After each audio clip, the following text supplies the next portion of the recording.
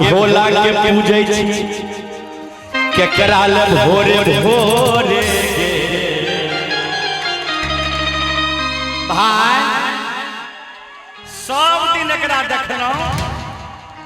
4 बजे उठ स्नान क फूल पत्ती बेल पत्तर तोड़ फूल लोड़ लोटा में जल लो अब भोला बाबा के मंदिर जाए तो कहबे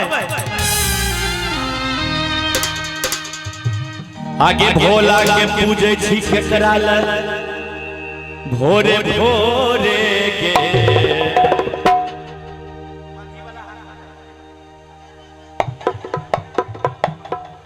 आगे भोरे भोरे गे अच्छा तो हम कह दिए पूछी न गार्जियन सबसे माय बहन सब कह दिए कने बार ताली बजा दियो तो जियो कहबे कि छौरासी जी से मांगे हियो तोरे छौरासी जी से मांगे हियो तोरे आगे भोला के पूजे छी केकरा ले भोरे भोरे गे भोला के पूजे छी केकरा ले भोरे भोरे गे छौरासी जी से मांगे हियो तोरे छौरासी जी से मांगे हियो तोरे आगे दुल्हा मिलनो तोरे गोरे गोरे गे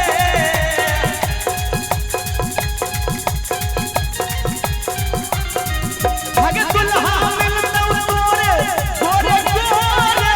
गे छौरासी जी से मांगे हियो तोरे छौरासी जी से मांगे हियो तोरे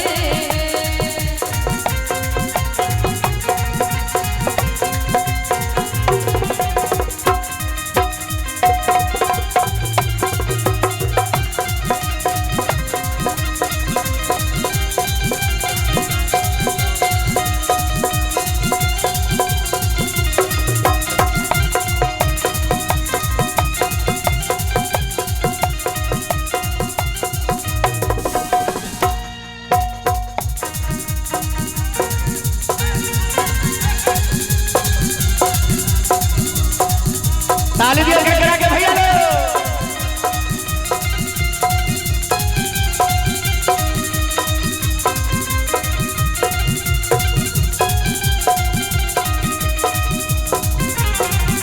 जे हो सपनमा पूरा कर तो महादेव के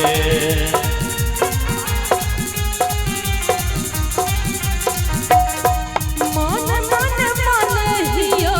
तोरा पति लेबरे जे हो सपनमा पूरा कर तो महादेव के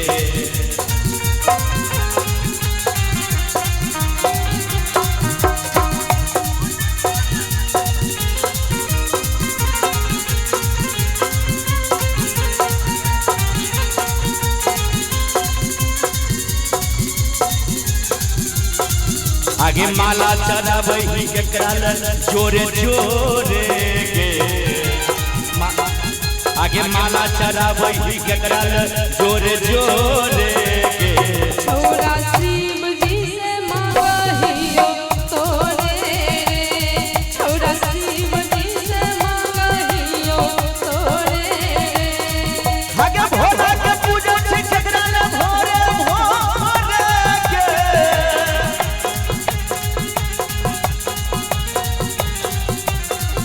आगे भोला के पूजे छी केकरा ले भोरे भोरे गे छौरासी जी से मांगे हियो तोरे छौरासी जी से मांगे हियो तोरे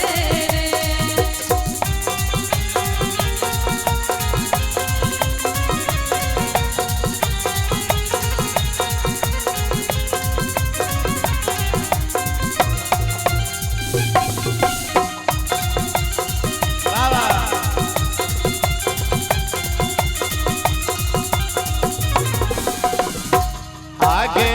जैतो न त पपिया तोर बेकार के लवरबा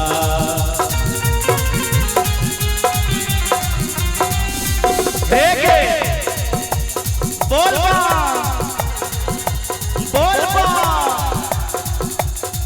जैतो नहीं तो पपिया तोरा बेकार के लबारना शादी करके हमहू रे अइबो तोरा घर रे आगे कृष्णा संतोष शंभु रहतम जोरे जोरे के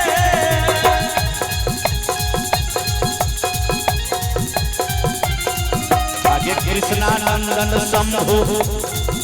रहतो जोरे जोरे के छोरा शिव जी से मांगहियो तोरे रे छोरा शिव जी से मांगहियो तोरे रे आगे दुल्हा मिलनौ तोरा गोरे गोरे के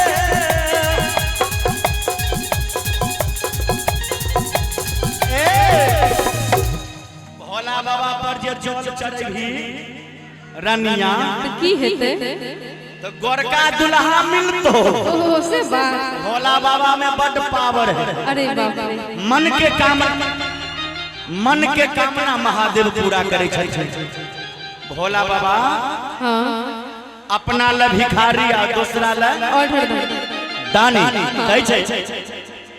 हे के दुल्हा मिलतो तोरा गोरे गोरे के हे के दुल्हा मिलतो तोरा गोरे गोरे के छोरा शिव जी से मांगहियो तोरे रे छोरा शिव जी से मांगहियो तोरे रे छोरा शिव जी से मांगहियो तोरे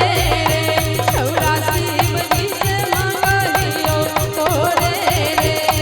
छोरा शिव जी से मांगहियो तोरे रे बोले शंकर भगवान की मैया पार्वती की